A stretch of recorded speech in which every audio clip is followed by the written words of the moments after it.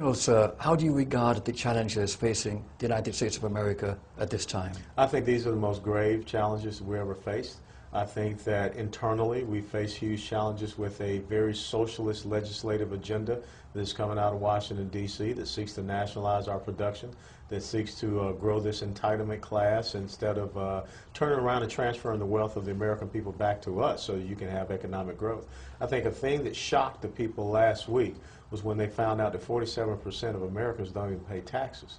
But yet you continue to hear the people in the Obama administration, a lot of the liberal progressives, talk about how everyone's getting 95% tax cut.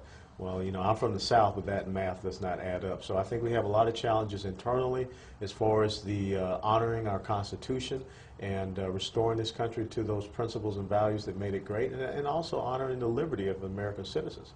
But I think also we have an external threat with this radical Islamic agenda that we face. I know even though the president says you can't use Muslim extremism or Islamism or jihadists, there's an enemy out there.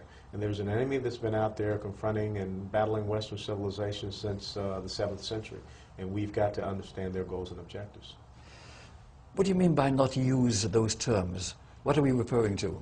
Well, you know, last week the president came out and said that no longer will we be able to use Islamic terrorism or Islamic extremism or Muslim extremism or jihadists as part of our lexicon. I think right now he's talking about combating violent extremism.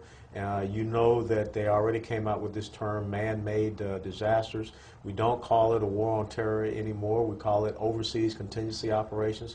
So, you know, if you continue to try to deny that you have a problem with this enemy, it's not going to go away. And what I tell a lot of people is that the reality of your enemy has to become your own, or else it eventually does become your own.